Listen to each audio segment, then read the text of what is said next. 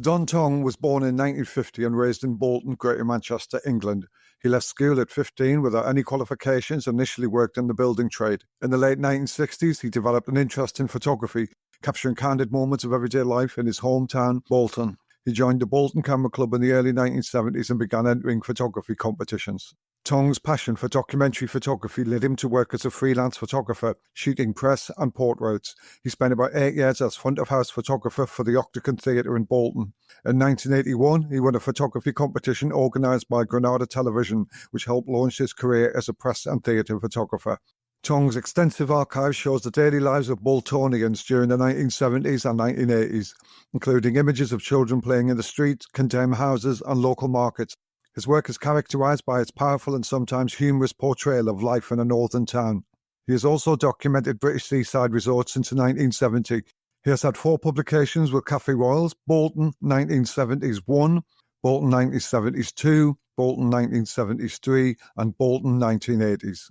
Tonge's work has been exhibited in numerous exhibitions throughout the UK and is featured as part of the British Cultural Archives touring exhibition, A Celebration of Life in the North, 1970s to 80s. I was really happy that Don took the time to have a chat with me. And we delved into a lot of the things I mentioned in this intro. We did, however, establish one thing. I was unsure how to pronounce his surname. One thing I want to ask is your surname, Tonge. Do you pronounce it Tong or Tongue? It's Tonge, Tonge, Tongue, as in your mouth, tongue. And then I had a lesson on how to speak Boltonian. I started saying bus, and really it's buzz, B-U-Z. You know, we say buzz, I'm going for buzz, you know, but it's bus. I've started saying but, and it's book. You know, I'm on the change, I think. We talked about his time when he met the photographer Humphrey Spender. 2001, Humphrey Spender did a talk in Manchester at the Corner House then. So I went down there and I took my work town book, listened to him talking. He was about 91 then. He signed the book and then so I had a bit of a chat with him. And I bought another book there for a friend of mine, Jeff Davis, was a Bolton Camera Club member and a very good photographer. We're both on the same line, same page in a lot of ways. Jeff had just become president of Bolton Camera Club. And at Humphrey Spender, I told him this. I said, could you dedicate it to Jeff Davis on his becoming president of Bolton Camera Club? That's 2001. And he did. He written it all out by hand, and I thanked him for it. And you know, I had a little chat with him, other people around him, obviously. And he came off as a very calm, settled, happy, contented man. And we also briefed on his time when he had tea with the Duke of Westminster. From the building. And I was sat next to the Duke of Westminster. And so the tea's going around, dead civilised, you know, teapot, milk. And the Duke of Westminster says, turned around to me, says, do you take sugar? I said, yes, Your Grace, thank you. And he passed me the sugar bowl. So the day came for a chat, and I asked him what he was up to. Well, it's okay. I've been out this morning, bought this headset.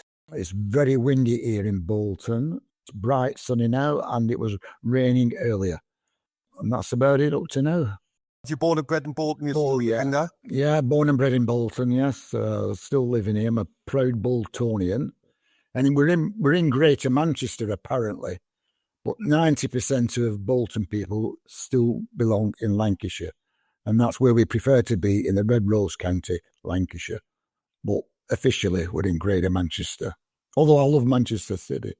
Manchester city centre is a brilliant place to be and go. There's that credibility of living near Manchester, isn't it? I said Manchester and Liverpool are just satellites of Bolton. One thing I want to ask is your surname, Tonge. Do you pronounce it Tong or Tongue? It's Tonge, Tonge, Tongue, as in your mouth, tongue.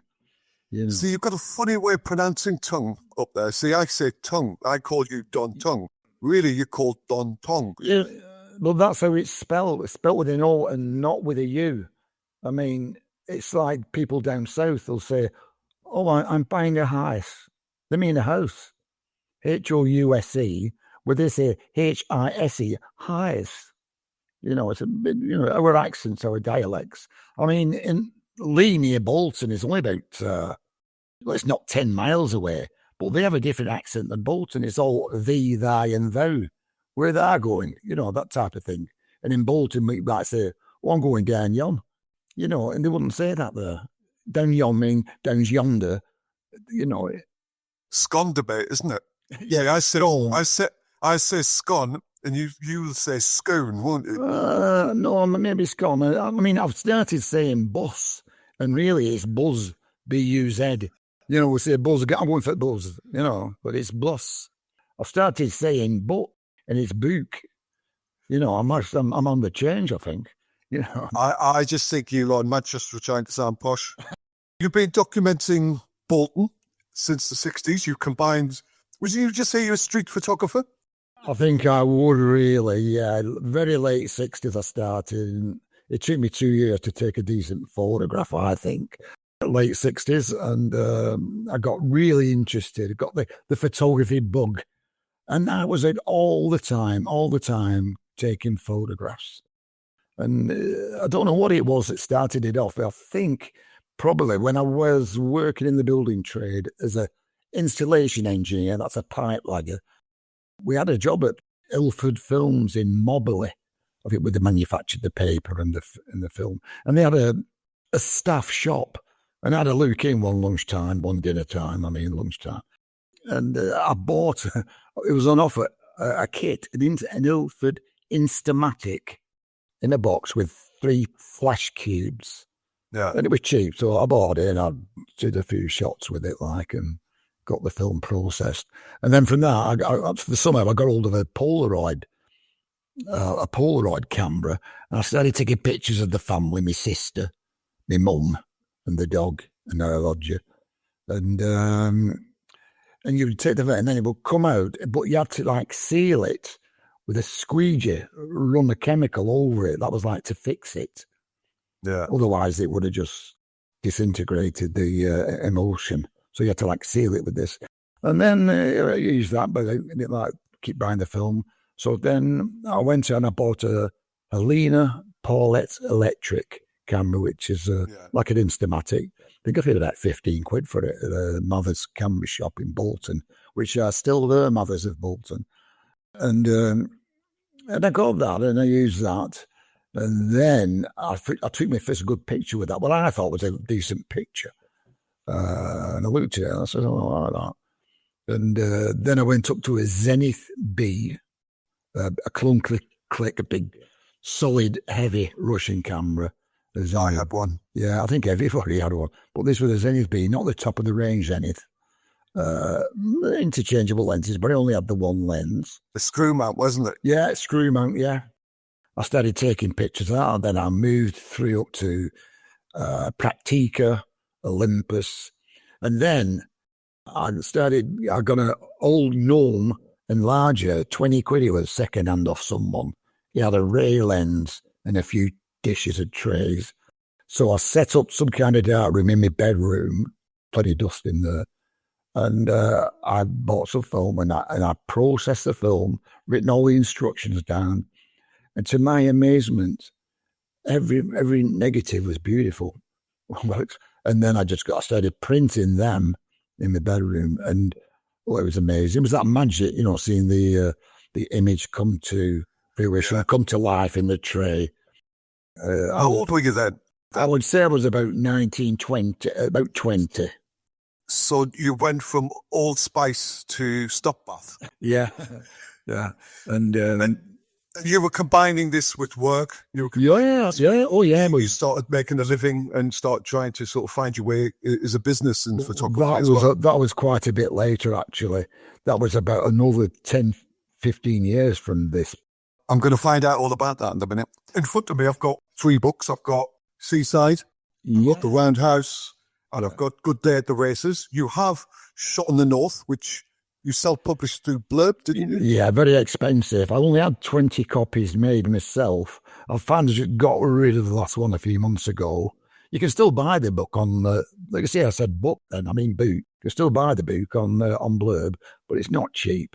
When Blurb came about, it was the sort of transition, wasn't it, for people self-publishing their books. The bottom line was it was really quite expensive. I've seen some really interesting books on Blurb, which are really, like yours in particular as well. And I first spotted you on Blurb, but the books are like 60 quid, and it sort of doesn't figure things for you selling them, does it? Yeah, I think it comes out to about 38 quid on Blurb.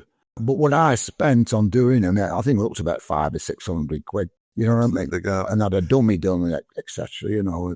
But I was quite pleased. The quality is very good at Blurb. Yes, it is. They are excellent. And you've got. So I was just going to round that off. Really, you've got 3 books, little book scenes published with Cafe Royal books. Oh yeah, that's a big surprise. I applied. I thought they might do one, you know, but Craig runs it. He did 3 books with.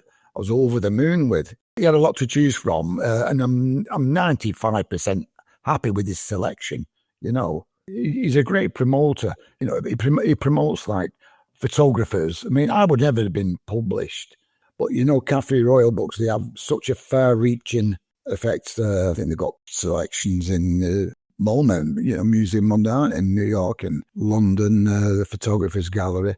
So I was chuffed because eventually when we're not getting any younger. So there's something there, you know, that part of my legacy, I suppose. There's something been done. I think he's done a good job, Craig. Yeah. And I'm interested with Cafe Royal in 100 years. It's really sort of created a massive legacy for British-based photography. Yeah. And it's going to, I think in the next 100 years or so, it'd be a really important sort of period, which Craig sort of instigated. What I want to do is I want to take you back right to the beginning. I want to find out about the person who became the photographer and how photography evolved in your life to where you are now. You can jump through a few of your books and how they came about, but just go back to the beginning when you were a young lad. Right. Kicking stones off the corner street in Bolton. Go right back and just tell us how it all happened. Well, in Bolton, obviously. I'll go from about 7 or 8 years old. We moved onto a council estate in Bolton, Johnson Fold. My mother, we lived in a room before that. My mother, my father, I can't say dad, father and my sister. And we lived there for a few years, but father being what he was, I'm trying to be kind, you know. We left, my mother kept leaving father, well, about a dozen times, say. And eventually, the straw that broke the donkey's back. He was a violent man. We moved out completely and we went living in rooms with me, my sister and my mother. One room's in a house with quite a few families, Hampden Street, Bolton. There was a strong smell of urine and I don't need to go on about that. So from there, eventually, my mother was able to get a house, very cheap, a terraced house. No bathroom, you know, toilet at the end of the backyard. So I was about 10 or 11 then. Stars at primary school. Then I went on to secondary modern school, Bramber Fold. And then was there a few years. And then we moved out of Penn Street where I lived. Then we moved back up to Johnson Fold and into a place called Gisborne Avenue, which was about 500 yards from where my father still lived.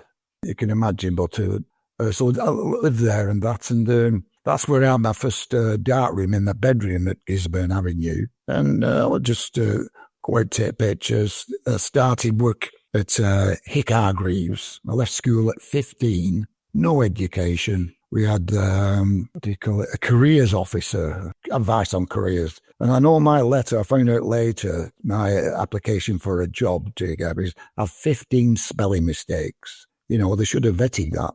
So I wasn't happy about that but a guy who worked there used to be my swimming coach because I swam for the school. I swam for Bolton, the hometown, for 2 years, freestyle and backstroke and butterfly, yeah. Did that. And you have to be careful now, I'll lose my thread sometimes. After I started working at Hargreaves, I was there about 9 months. I started in the stores. You know, with the other guys from the school who started in the apprentice school where they learned the turning, the engineering stuff.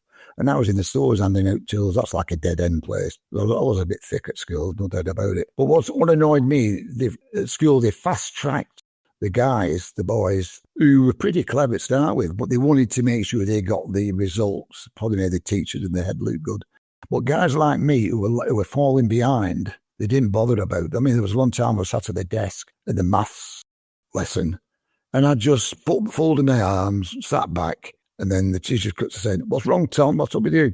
I said, "I just can't do what you put on the blackboard, sir? I said, I don't understand anything about it. And he looked at me and just carried on walking out. I thought I was going to get a slap in the back of the head because there was violence in the school. I got quite a few of us got knocked about a bit by particularly one member of staff. That's another story.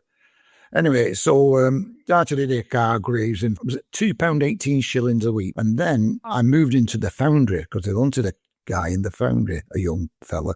I was still 15 and I started working in the foundry. It was all the old hand moulding, like not just since Victorian times. And everybody there saying, get out of here when you can, they said, because they was going to close down because mechanised moulding was going to be taken over. And I know me, so I was looking for a job. I didn't know what to do. I think I was getting ready to be 16 or something.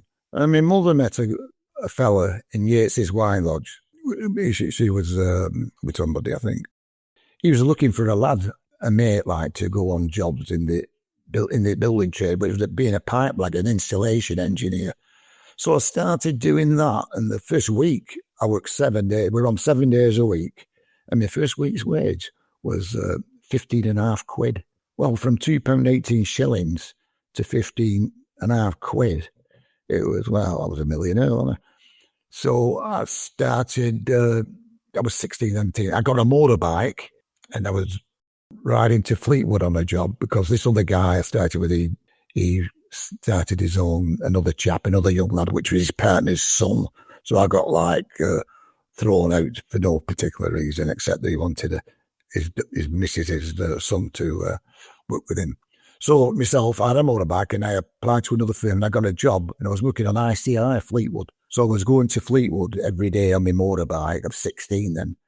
You didn't need crash helmets in them days, 1966. So I did that for about a couple of weeks. And then one night, we're on Johnson Full. My mum said, we go and get some chocolate. So I get on my motorbike. I thought I'd go to off licence, ride through the estate, showing off. Anyway, I hit a car head on, broke my leg. And I was in plaster for 6 weeks, right up to my thigh, which was a bit of a pain, a bit of a nuisance. Anyway, after that, I started working again and back at work. And I went to, have I mentioned I went to Ilford Films? Yeah, I felt tomato on.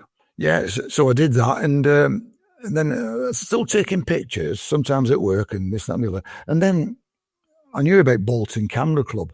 And I literally plucked up the courage to go down because I had a few prints then, about 1210, something like that.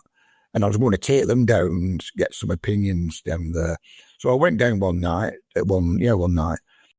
It was a competition night and some of the work was outstanding.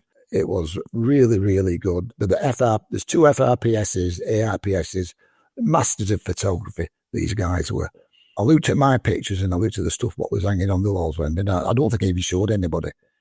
And I went home that night, I think I ripped half of them up. And then I concentrated then on to getting better quality pictures, started reading photographic magazines then, get these practical photography, amateur photography. And there's articles there about print quality, developing films, etc., etc. And then I started entering a few competitions in the photographic press. And to my amazement, I did quite well. I won some, come second and third in some. But there was a magazine, it was called Photo News Weekly, and there was a weekly assignment. You had 48 hours to take a picture, develop the film, make the print, get it in the post. And every week they had a scoring system. You had 1 to 20, sometimes you wouldn't even get on that. And then eventually I was climbing up that and I got pretty near the top, and some did it for 2 or 3 years. Some years, but that was a good training ground because they'll say you think of like water, shadow, garden, or building, church. So you had to stick to that theme and come up with a picture, and you had 48 hours to do it. Take the picture, dev the film, get it in the post to them, and it was quite a challenge. Tell your name going up, it was good, and I had quite a few pictures. In the camera club, this other chap, he was an architectural photographer, medium format, high quality stuff. And mine was 35mm, lit, suit and whitewash. That was like lit, all black, all white, different things like that. And some of me candid street photography. And we had a joint exhibition, which because like 2 people from the camera club doing opposite things. And that was quite popular. And then I had a lot of pictures, and I thought, I'll look around and try and get an exhibition or something like that, or show some of my pictures. Granada Television, they ran a competition. They ran a competition for, it was called In Focus. Anyway, it was like a weekly assignment thing again. And I entered it. I did quite well, actually, because I just get a mention nearly every week, or some weeks I didn't get a mention. Anyway, eventually, they had the result. And eventually, I was happy to say I won it. And there was, I believe there was about 40,000 entrants. And I was a buzzing one. I had a TV camera on me and all this lot. And they came round to the house, filming and stuff. And that was good. And my prize was working on an assignment with a professional photographer. I was an amateur photographer. So they put me with a professional photographer, and we went to Haydock Racecourse, and they filmed it there, and they filmed it just one day's filming. It was quite good. The adrenaline was flowing in me, and the cameras were on me, but I really applied myself to it. And recently I just scanned a lot of negatives about only a couple of years ago. And that came into my book, Good Day at the Races. Nobby Clark, over lunch, he liked some of my stuff. And I knew you were a professional photographer, a theatre photographer and press, quite well-known. And I was talking to him, and he said, yeah, I like some of your work. He says, it is commercial. And I thought, is it? I thought I'm just for entering club competitions and magazine competitions. No, and he said, well, tell you what, there's this Manchester Theatre group, Manchester Youth Theatre, that was it. Jeff and Hazel Sykes were running it then, and so they're looking for somebody to cover their productions. So I contacted them, went there, nervous as anything, did a few productions with them. They were okay, the pictures, HP5 at 800 ASA. Totally different setup. Yeah. Then, like I said, it was all available. It was stage lighting. You couldn't use flash or anything like that. But, what you used to do, you shoot through dress rehearsal, And anyway, so that went on, and I didn't do any more. But I went into the Octagon Theatre one day. Like I said, I was looking to show some of the pictures. And they had this chap there, Stanley Whittaker. He was handling all the press, etc. And he said, there's a room up here in the bar area. So I ended up showing some small 8x6 pictures along the wall, and everybody seemed to like them. The street stuff usually at Bolton. And then there's the front of house photographer, Bad to Kill, and there was looking, somebody said, let me do it. So I said I've had experience as a theatre photographer. I had a bloody hell. So I went there and started shooting the dress rehearsals, and I was there for about 8 years. 3 artistic directors doing all the Shakespeare season, and not a clue about Shakespeare, me. I was just looking at the pictures. But they let me on press days. I could rearrange some of the shots on the press day. And I used to like it, the theatre director, yeah, that's a good idea. Did about 3 productions for him. Then for some reason, the point where they both turned around, and I said, no, if you do it like this, turn around and go, the director said, I like that, we'll keep that. Because I was still working in the building trade at that point. I was like half freelancing, doing the theatre work and trying to do a bit of freelancing, even though I was submitting pictures to magazines, getting them knocked back 9 times out of 10. So I'm doing that, a big front of house, this, that and the other. And then I started working for a magazine, the Churton scene, which is the local area of Bolton called Churton. And they also had a Blackburn scene as well. So I was working for them. But all the time I was getting the cutouts and little releases and everything that got printed in the local press that I did get, which I've submitted because I never worked for them. And then eventually I got my NUJ card. Now, in the 1980s, you had to have a sponsor go in front of a panel in Manchester, in my case. And the panel reviews your folio, your cuttings, this, that, and the other, to prove that you're in editorial photography, which I weren't really. And then I got my NUJ card, and then the local press could commission me to go out and do jobs. But then I was very busy doing all sorts, just check presentations, school plays, and how it is, just bread and butter stuff. And but I was making a living, and I eventually moved over, left the building trade altogether and went off as a full-time freelance, famine and feast, sometimes busy, sometimes nothing. And I ended up working for Bolton Council, eventually Lancashire County Council as well. And I was shooting weddings. I've done more weddings than you've had odd dinners. And weddings aren't easy. People might, not knock a wedding photographer. But you've got 2 hours to come up with the goods. Horrendous weather conditions sometimes and awkward people sometimes, Well, it's actually if you work with actors, you can work with anybody. There used to be good money back then. Well, yeah, they were for certain, but I wasn't expensive at all. I think I've always been too cheap, but I've put my heart and soul into it, and but then my personal stuff, took a dive really. I left the camera club scene. To be honest, I spent too much time in the pub because I was still knocking about with my working mates because that other little book I did, my first little zine, Roundhouse, about a working men's club. I still going in there, and I still see the guys today. I was drinking with one a couple of weeks ago. No, 2 or 3 of them together, and we talk about the old days, this, that, and the other. But they're my old friends, and your old friends are your best friends. But I was still doing that, and I spent too much time in the pump. My personal photography really took a back seat. The Roundhouse in the 70s, there's a lot of drinking, pubs, clubs, and stuff like that. Oh, not so bad. You've got a really quirky style. You understand design, without a doubt. You understand composition. You understand the interaction between environment and humans and the theatre of, you see it and you can see that in your work. I love the quirkiness in your pictures, the sort of theatre, the things coming together in the frame. What were you looking for when you were looking at people and looking at the scenarios going on in front of you? What were you trying to bring together? Good day at the races. I think we were shooting for about 6 hours. And that was it. I just looking at everything and photographing everything. Not panic shooting or anything like that, but I just looked everywhere. I went into places like we're after a race. They'd have a weigh-in. The jockey had to have a weigh-in. And you're not allowed in there. And I didn't know that. I just walked in and started shooting. And then I got thrown out. And it made Nobby laugh. He said, you can't go. I said, you did do.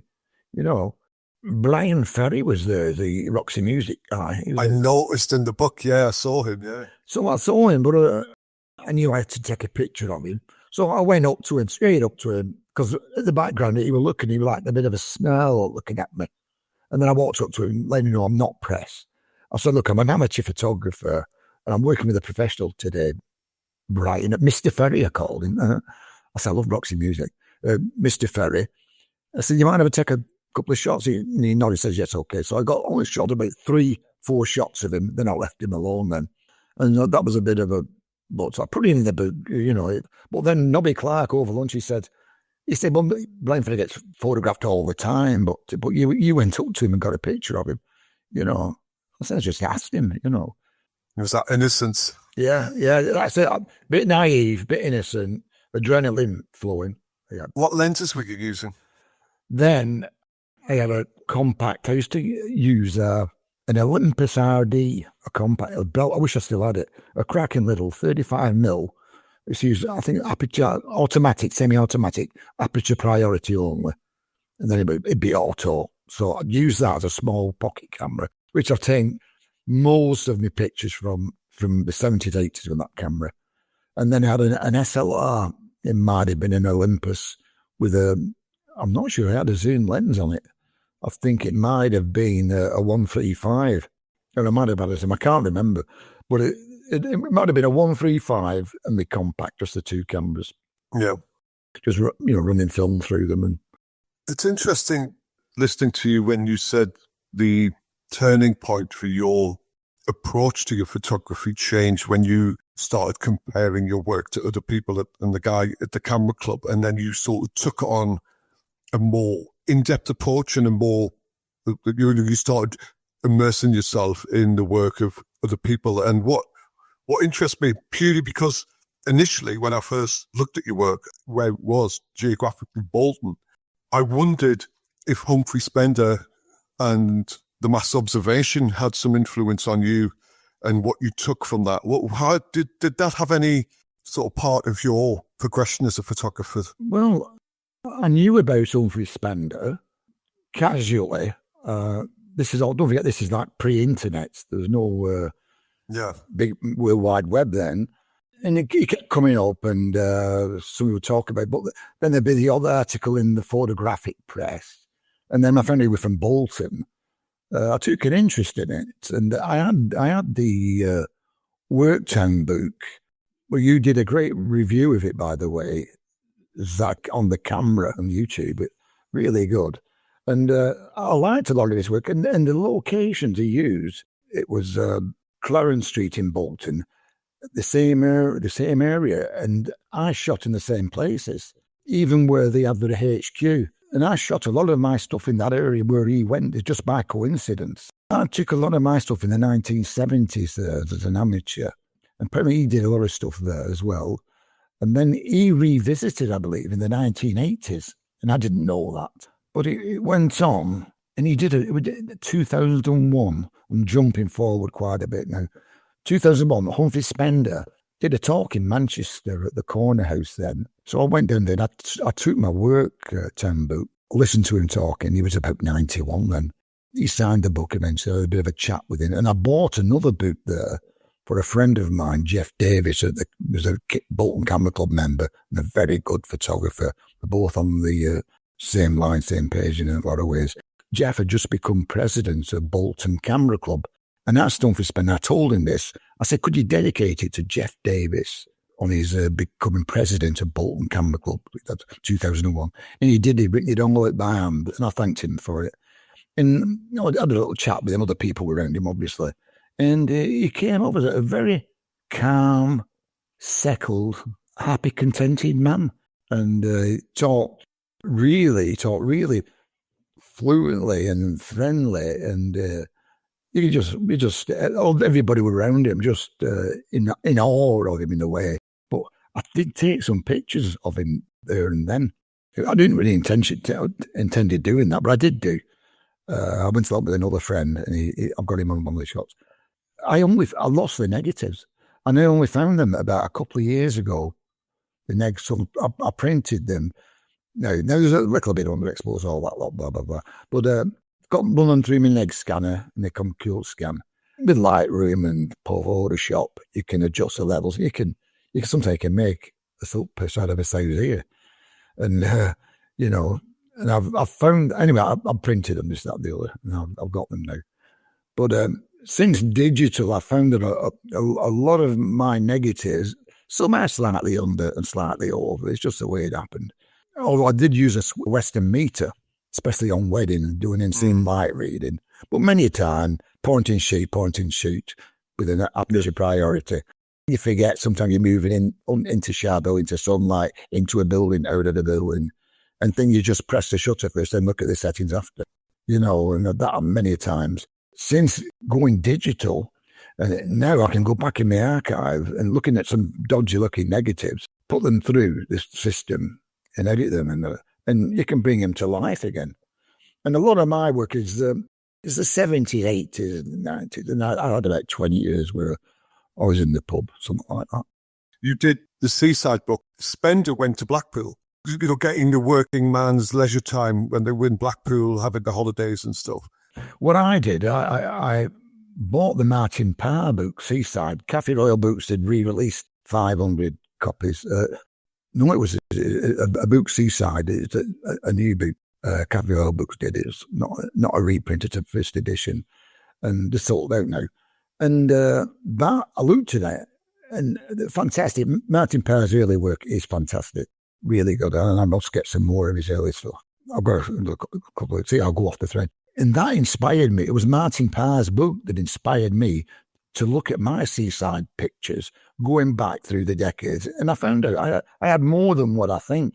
And there's some I've left out, and I've found some more similar ones, some good ones since, going back through my archive. But no, I never thought of Humphrey Spender like that. That he never influenced. I liked his work a lot, but there's so many other people doing good stuff. And have you had any association with Martin Parr? Because I've seen you've got some pictures of him in your archive. Have you had a... No, I can't say I've met him. He signed a book for me. I said book again. Book in Bolton. I've had a couple of books signed by him. Strange and Familiar. It's an exhibition he curated, and that book I bought. He got him to sign that. And I took a picture of him. I asked him, so Martin, can I, he says, yeah. So I took a picture of him. I quite like the photograph, actually, because I cut half the book off and it just says strange and familiar. Martin Parr's early work and his later work is debatable. There's different opinions on it, like there is on everybody, but I love his early stuff. So he signed that for me. But his Seaside work influenced me to do a Seaside book. No doubt about that. Without me buying that book from Cafe Royal Book, I don't think I'd have done Seaside. But I know a lot of books, photo books, they have a running theme through it, like a narrative, so all the way through it. And my first book, shot in the north, and I put in, it's just a selection of my personal favourite photographs I've taken. There's no rhythm with it or anything, but Good Day at the Races, there is. In my Seaside book, it's okay, there's a bit of a theme through it. Well, there's the water on every one, Mark. I love all your books. I do particularly like Good Day at the Races. I think it's some really good stuff in there. You mentioned Parr, we've mentioned Spender. Who has been a real influence in this sort of, as a photographer, in their style with your work? Who really sort of got to you? There's so many. As you know, it's a difficult question to answer. But I'm recently been looking at some Elliot Erwitt. Some of his stuff is fabulous. And Elliot Erwitt, what a career he's had. I think he's in the White House, photographer. I think he was, shooting the president and all that stuff, and what went on the White House. And he's done such a wide spectrum of stuff, a wide variety of photographs. See, I'm going a bit, was in the thread a bit. I like Robert Frank's Americans, but surprisingly, it's Cecil Beaton. I've got a book of Cecil Beaton, war photographer, war photographs. Some of his portraiture, I know he get these big fancy sets, he set it up, and I think he was a member of the Bloomsbury group in the 1930s, then Aviol, toss like you. But I love his work. Some of his portraits and stuff is fantastic. And obviously, Cartier-Bresson, like Bill Brandt stuff. There's so many. Eugene Smith, but what a dedicated man that Eugene Smith was to his work. Spent 3 years in Japan shooting, I think it was some chemical poisoning of people. And people like that, they're really, I'm not knocking myself, but I've never really committed myself to one particular project long enough. As I look through my archive, I look at photograph lots of children playing in the streets in the 70s, 80s, 90s, but now you can't point a camera with a child playing in the street. Well, you don't see any playing in the street anymore. Shirley Baker, I've got a Shirley Baker book, and I met Shirley Baker. She had an exhibition at the Lowry, giving a talk there, and I got a couple of photographs of her. She let me photograph. I got a lovely letter back from her, from sending the picture to actual prints. I think that they weren't digital files then, so I'm not sure. No, they weren't digital. They were actual prints I sent to her, and she sent me a lovely letter back. The book you mean was the Eugene Smith book is Mini Matter. Mini Matter, yeah, that's it, and. But his essays were I think they were for Life magazine. They're the famous The Country Doctor, and I think he did set one or two of them up in a way, which, if you're looking for, slightly a thing, but they still had fantastic pictures. Yeah. I think we got to you went down to the pub bit. Yeah. Where do we go from the pub now? Well, usually a nightclub. Honest to God, I spent too much time in the boozer. And there's nothing, I've had more hangovers than you've had hot dinners, let's put it like that. It's nothing to be proud of. It's just the way it was. It must have been about 80p a pint, was it? I remember when I left school, I left at 15, but I started drinking when I was 16. I think it was about 1 in 10. This was before decimalisation. We're about 1 in 10, and we're all mourning when we went up to 1 in 11. But I did spend too much time in the boozers, in the nightclubs, because after you've done a wedding, PR shoot, a local check presentation for the local press, all you want to do is sit down, watch telly, or go for a drink. Last thing you want to do is go walking around the streets taking pictures. It's weird how it is, and a lot of people can mix it both, but I didn't. What year was this? Where were we then? That was probably all through the 70s. all through the late 70s. But that's when I was doing my street stuff. I didn't really start freelancing full time till about the mid 80s because I'll be doing 50%, say, freelancing photography and 50% in the building trade. But I was a bit flexi time in the building trade. I used to get a job, it's like 500 quid, but do a job. It might be in Glasgow, it might be Blackpool, it might be anywhere. And that's all you got, and that included your expenses, everything. So if you got it done in 5 days, you got 500 quid. If you took 5 weeks, you got 500 quid. So I would do that, and then I'd try and mix in some of my freelancing at the same time at the Octagon. It used to make me laugh. I'd be in the Octagon Theatre doing a dress rehearsal, and I'd be like, "Oh, darling, yes, it was marvellous interpretation of such a body." And then day after, I'd be under a tank, effing and blinded, covered in fiberglass, piss wet through. It was like I was living in two parallel worlds, two lines. I was two people. I like to think I can mix in that society a little bit, and but I'm still working class bloke, But when I was working for the Bolton Council, I did loads of jobs. Mayor after mayor after mayor came and went, and I was still there. And I got on with all of them, really. And one day, I think the Duke of Westminster, he was opening this shopping mall in Bolton. And I photographed it for the local council, etc. And then it goes back to the town hall. And then I think it was the mayor said, "Oh, Don, are you staying for tea?"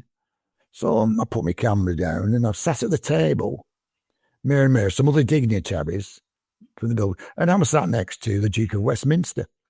And so the tea's going around, dead civilised, teapot, milk. And the Duke of Westminster turned around to me, says, "Do you take sugar?"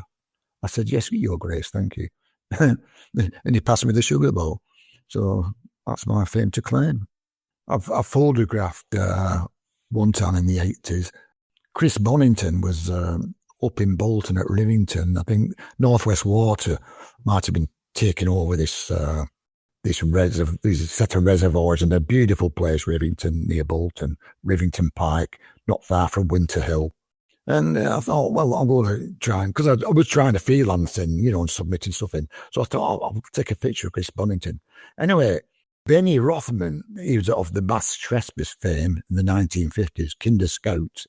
He was going to be there with Chris Bonington, one of the dignitaries and one of the celebrities type of thing. So somehow I got hold of Benny Rothman's phone number. And I rang him, and I got through to Benny Rothman. I said, Benny, so I said, "I believe you at the Rivington thing tomorrow with Chris Bonington, etc." He says, "Oh, yes. I said, "What time are you going to be arriving?"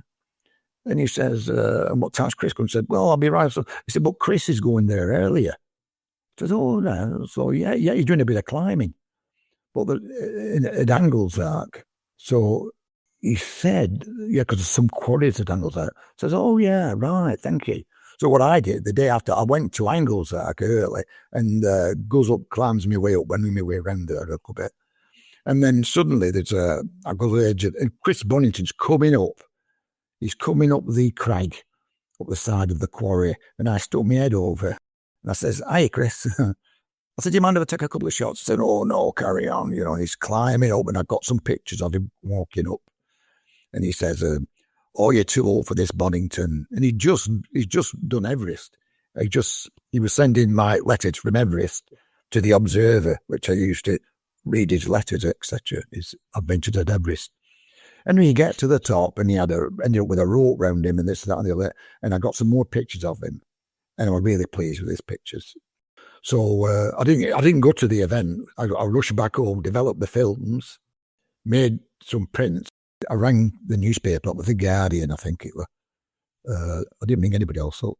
And they said, yeah, they're interested. So I took the prints I'd made over to Manchester to get them on a circular. Used to send them by wire in them days. That's right. Yeah, and they wired it down. Anyway, The Guardian, the day after they used it, they used the picture. I was really made up. They'd use the picture, no name credit, photo Don Tonge. And, well, you can imagine it. You get a real buzz out of things like that. But it was a lot of work, and I don't think it got paid a right lot, but it was, it's like getting your name around. And I ended up doing I did a few jobs for, 1 or 2 jobs for the Times, got a couple of pictures in the Times newspaper, etc., etc. But I didn't pursue that too much because I was busy doing weddings, local press, and going in the pub. And then time just went on, and that's how it is. I just carried on working as a freelance. The buzz of being printed never stops, does it? Oh, yeah, it doesn't. I've still got my spreads. I've had some in the photographic press, from the 1970s, 80s, competitions, and some of them like 2-page spreads, which is it's still get a buzz out to seeing your stuff in print. And what I've started doing now is I'm trawling through my archive, black and white negatives, is I've started having prints made, because there's nothing better than a hard copy print in your hand. You know what I mean? To look at. Absolutely. Absolutely. Or on a gallery wall or something like that. And I've started now having 16 by 12 prints made, and I keep getting print, and they're building up now. So there'll be something there, because everything's on hard drives and dongles and DVDs, etc. And it might just get lost and never get played or whatever. But a physical print could be there for a long time. Ian Berry said to me about 20 years ago, he said, you can't delete an egg. Yeah, no, you're right. You can't delete an egg. But that's why we have backup, don't we? I mean, I've got cloud backup, and I've got on an external hard drive backup, because I have had a computer crash and I lost some stuff. The worst thing is I've lost some negatives I can't find, you know what I mean? And that's another story. Do you find the last 10 years is a sort of coming together with all your work in a way there you could get now your work out there and you feel that your legacy is being shown and people are taking notice of all the work you did back there? How important has this all been for you? It's been, very important, since the World Wide Web and the internet and social media. It's been a big thing for me, actually. And I've only embraced social media in the last 3 years. I'm still having trouble with it now. Instagram, Twitter and Facebook. And I like to submit it, but some of the comments I've had off some of my work, it's been really good and encouraging. And I've actually sold a few prints from it as well, actually, and promoted my book. It means now I'm not invisible.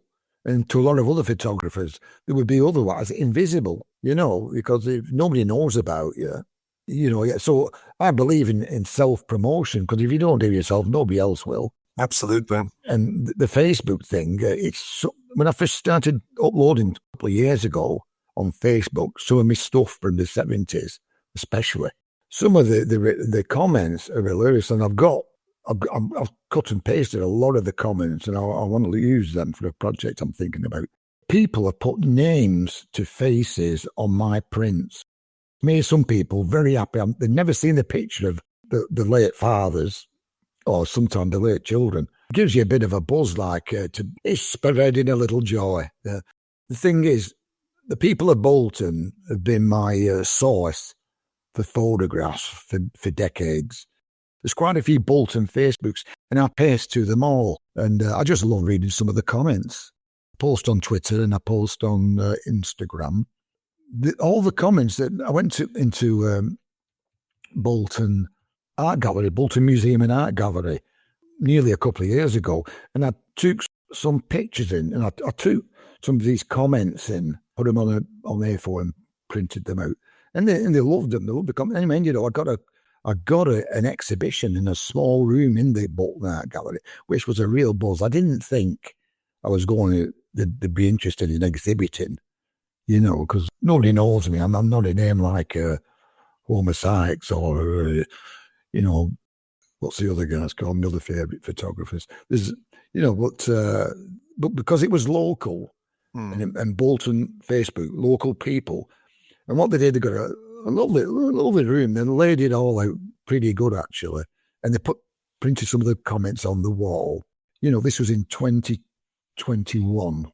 And it was only on, because of COVID, it was only on, it got delayed. It ended up 6-week run. And I think for about 2 of those 6 weeks, the gallery was closed altogether. And when it was open, it was mass only, 2 people in at a time. And it was, a bit disappointing, but it was still good to have it there, eventually I'd like to have another exhibition, the bigger one, you know, and more stuff in, you know, just to promote Bolton and probably promote myself a little bit because I like the thought. I mean, I sell on Etsy.com prints, which, and they're pretty cheap actually, they're too cheap again me. And then, but British Cultural Archive, they've got some of my photographs in the BCA, British Cultural Archive shop, and they've sold a few of my prints. Yeah. And they take, well, they're after 2022 is the year they're going to have a permanent space in Manchester. That's really exciting, that. It is really exciting. I mean, North East have got, is it Grain? North East, what's the gallery? Amble. North East have got a gallery. Yeah. The late Tom Sturrett had an exhibition recently. Yes. You know, he's passed away recently. Oh, brilliant. I've got one of Tom Sturrett. Sorry, Sarajevo, but anyway, like Liverpool have got Open Eye and Bradford have got the Impressions. So Manchester should have something really good. And what they do, they sell a print and they kick 50% towards the, you know, for funding towards this new space. Yeah. And then you get 50% paid into your account, you know what I mean? So I'm a pensioner now, you see, and every penny helps, you know what I mean? Yeah, I think your work is really important. I'm very surprised you haven't been asked to submit a whole series of prints for some archive to the Manchester Library or whatever it is, or something like that. And I'm sure something like that will come. How do you think people are going to look at this work in 100 years? What important part of British culture do you feel you portrayed? Well, I think, like I say, the people of Bolton is mainly working class. You know, working class, you know, kids in the street playing. It was a time when a time of innocence, really. And they say, we could leave our front door open. But it's actually true, you could. When I lived in Penn Street, you could do that. People were always walking to one another's houses. And in summertime, they'd all sit on the streets, on a chair with a cup of tea, chatting to one another. Big, you know, that's how it was. There was more community spirit in that time. Kids like Shirley Baker's picture, 60s, 70s, kids skipping in the streets, old ladies. He said you didn't need CCTV then when you had old women stood gossiping at the doorsteps because they knew everything, who were doing what, where and when. Well, I think because even now, the platform shoes, the flared trousers and the tank tops, rings are 70s. So even now, everybody's into nostalgia, no matter how young you are. Even 20-year-olds now thinking what they were doing when they were 17 in Ibiza or whatever. Nostalgia is everywhere, and everybody's into nostalgia. And anybody says they're not, I don't believe them. What we've got today, I mean, in 100 years from now, I mean, today's modern time, there's face masks. There's obviously the net and the mobile phone, the smartphone. God, the world is passing people by. They've got a smartphone in front of the faces continually. I mean, and I embrace technology, but I only use social media on my laptop. I will not use it on my smartphone at all. Just on my laptop and my desktop computers, I'll do social media. Otherwise, that's it. Because it's like you could get like a family driving through the Lake District in, say, autumn, when all the leaves are turning gold, red. Mum and dad's in the front, brother and sister in the back. They both got their head in the smartphone, talking to their friends where they are, but they're not seeing where they are. They're telling where they are without appreciating the beauty of the Lake District, say. You know, and I think life's passing a lot of young people by. What you're looking back, you know, from the moment you innocently picked up the camera and started documenting the world around you, what was behind that? I think we all want to express ourselves in some way. And I couldn't write. I was no good at school. And I was taking pictures for a couple of years before I got one picture of these children in a parade.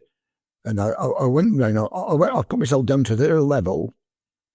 I went like on one knee, say. And I took a picture of them, and these were saluting in different positions. I thought, I like that picture. And then that was very early 70s. And then that's when that's when I joined the camera club and learned about from FRPS's Masters of Photography about composition, grain tone, you know, the tonation of grays, you know. And that's when I really knew that's what I wanted to do, be a photographer, take photography as an amateur, be an amateur photographer. And it was everything to me, because I'd be out even when I got married. I got married in 1971. I was out with my camera all the time, everywhere, point and shoot. I was taking photographs of everything. I got the photography bug. That was it. No intention of making a living from it, but it was a photography bug. And anybody in them days, but you're a novelty. If you walk around the streets with a camera around your neck, kids used to shout out, "Hey, mister, take me picture." And obviously you did do. And there was nothing seen in it. Nothing bad about that. Not like today, you couldn't do it. So you're a bit of a novelty, and they just saw things and just took them. But some of the things I've been printing recently, pictures that when I took at the time, I don't know why I took it, but now, because a few decades have gone by, they're a lot more interesting now than they were then. And I found other odd things. And I think, like you have a 36 exposure in a film, and I'd probably get through to about 33, 34 shooting something. So the film's going to run out. So I was like, I've got to use these 2 frames. I'll take that there. Oh, look at that. Then you'd wind the film back and put another one in. And some of them last frames on many roll of film are very interesting for some reason. And I didn't plan anything, because I'm basically a point and shoot camera guy. I'm not technically minded. I'm completely self-taught.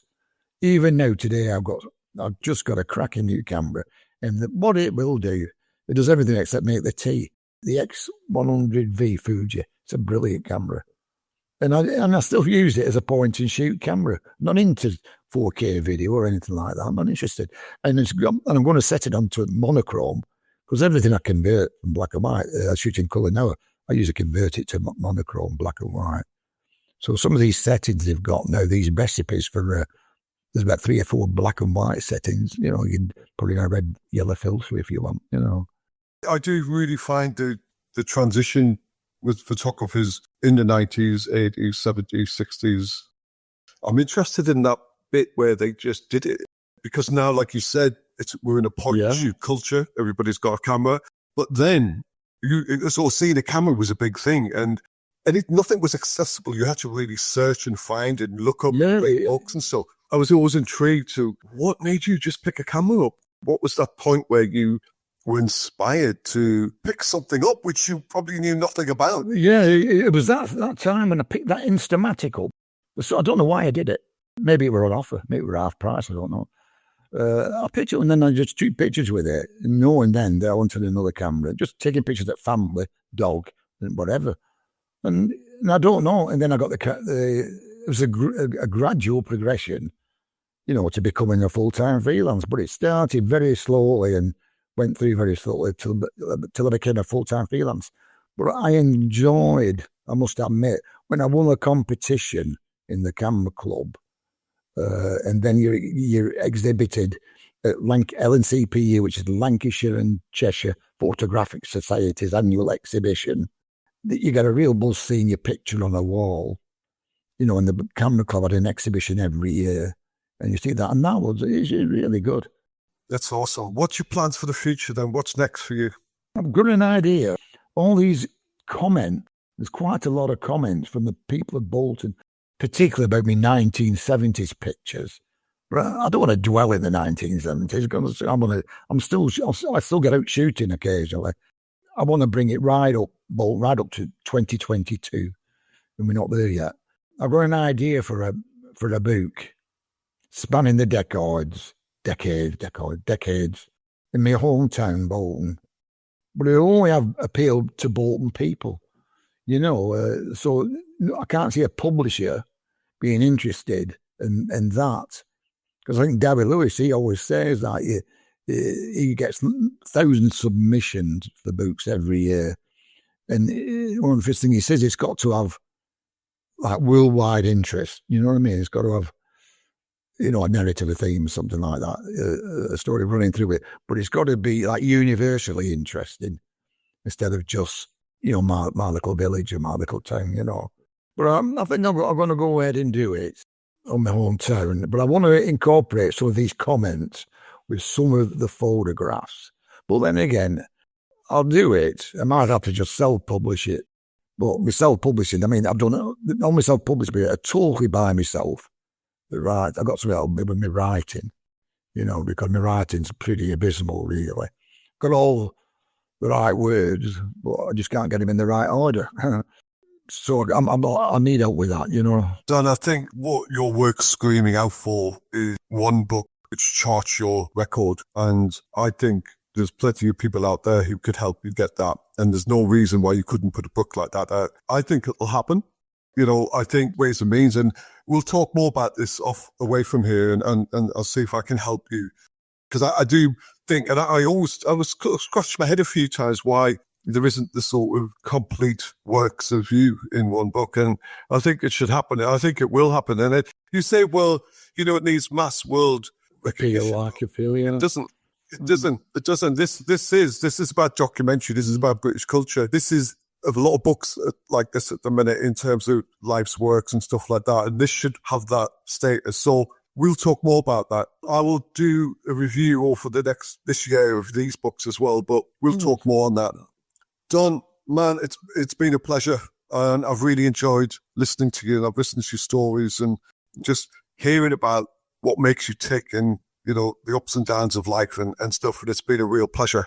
And thanks for all this, Zach. I mean, I was very apprehensive about doing this because, like you can tell, I mean, I'm not well read, and I'm not.